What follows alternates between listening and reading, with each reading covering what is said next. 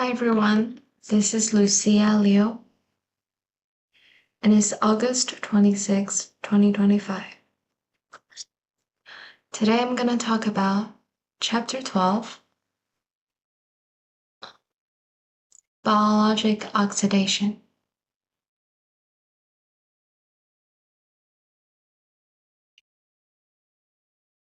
When we say biologic oxidation, we mean the process of electron transfer that takes place inside living cells. Oxidation refers to the loss of electrons, and reduction refers to the gain of electrons. These two processes are always coupled in biology. So why is this important? Because redox reactions are the foundation of cellular metabolism.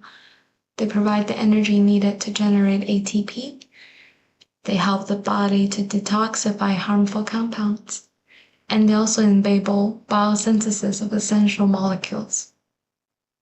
In short, without biologic oxidation, life as we know it would not exist. Now let us move on to the concept of redox potential and electron flow. Redox potential, often written as E prime, describes how easily a molecule gains or loses electrons. Electrons will always flow from a substance with lower redox potential to the one with higher redox potential. This kind of transfer of electrons is not random. It is guided by free energy change known as delta G. And in solar systems, the direction itself is very crucial. For example, compounds such as NADH and cytochromes have well-defined redox potentials. And that ensures electrons move in specific sequence through the respiratory chain.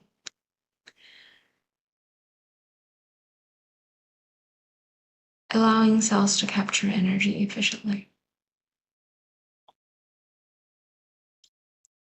The first major class of oxidoreductases are oxidases. These enzymes use oxygen as the final electron acceptor. The reaction produces either water or hydrogen peroxide. For instance, cytochrome oxidase is an essential enzyme in the mitochondrial electron transport chain. And L-amino acid oxidase is involved in amino acid metabolism.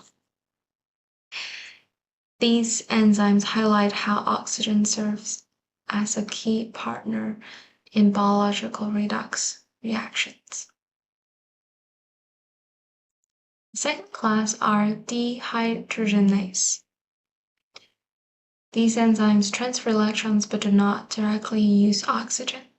Instead, they rely on coenzymes such as NAD, NAD+, and FAD.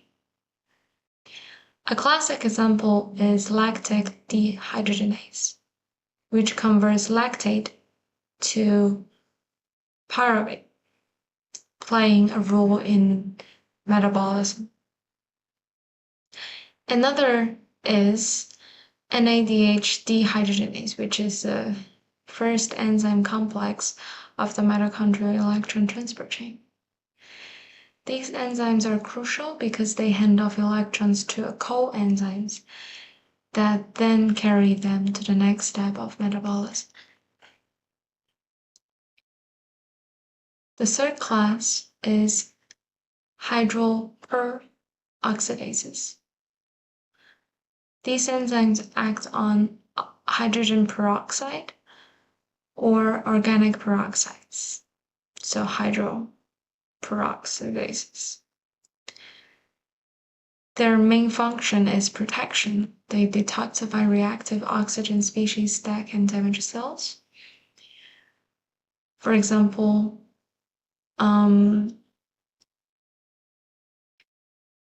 let's not make too much examples. Well, catalase breaks hydrogen peroxide down into water and oxygen. The glutathione peroxidase, for example, uses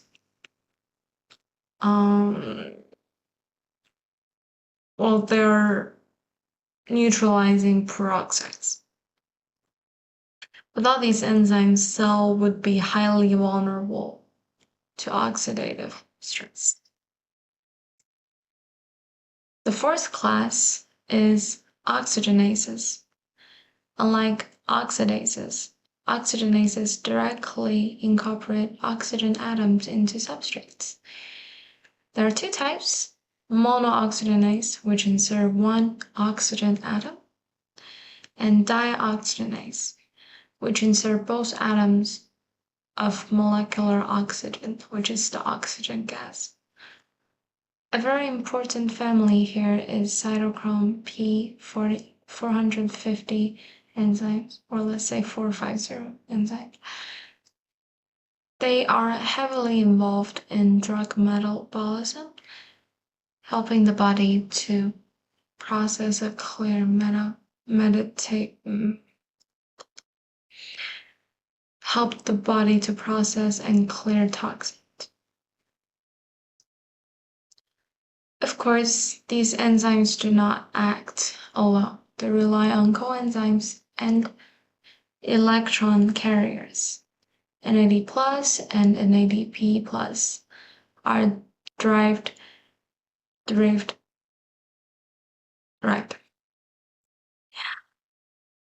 while FAD and FMN come from riboflavin. In addition, iron-sulfur clusters and hemigroups serve as essential carriers. What makes these molecules special is their ability to precisely accept and donate electrons, allowing the orderly flow of energy through pathways like glycolysis, the Krebs cycle, and oxidative phosphorylation.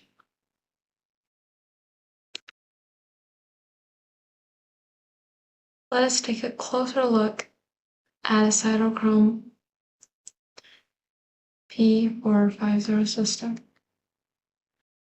This enzyme system works by hydroxylating substrates such as drugs and steroids, which makes them more water soluble. This process is essential in pharmacy because it determines how drugs are metabolized and cleared from the body. So those enzymes are very important because their activity can vary between individuals. That's what's really happening in hospitals, like clinically. They can also be induced by drugs such as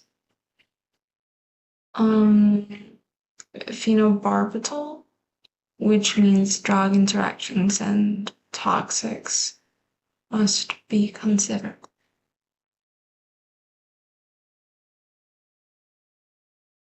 Now let's talk about the protection against oxygen toxicity. While oxygen is vital, it can also be dangerous because it leads to the formation of reactive oxygen species, or ROS. Superoxide dismutase, or SOD, converts superoxide radicals into hydrogen peroxide. Antioxidants like vitamin E provide another line of defense by stabilizing free radicals. If these protective systems are overwhelmed, oxidative stress occurs, which contributes to aging, cancer, and cardiovascular diseases. Clinical application and diseases. There are many clinical applications in redox biology. Deficiencies or mutation in oxidoreductases can cause serious diseases. For example, NADH dehydrogenase deficiency is linked to mitochondrial disorders. Low level of those peroxidases have been associated with increase of cancer risk. And finally, oxidative stress is well-recognized contributor to neurodegenerative diseases such as Parkinson's. These are all examples showing how redox biology directly affects human health.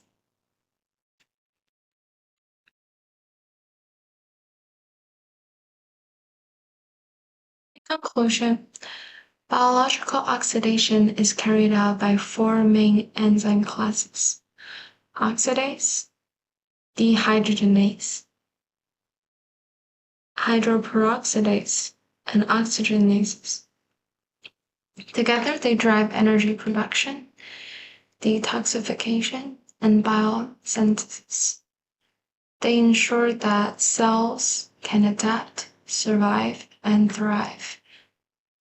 Looking ahead, redox biology continues to be an exciting frontier in developing new therapies and diseases related to oxidative stress and metabolism. Thank you for your attention. These are the references based on the book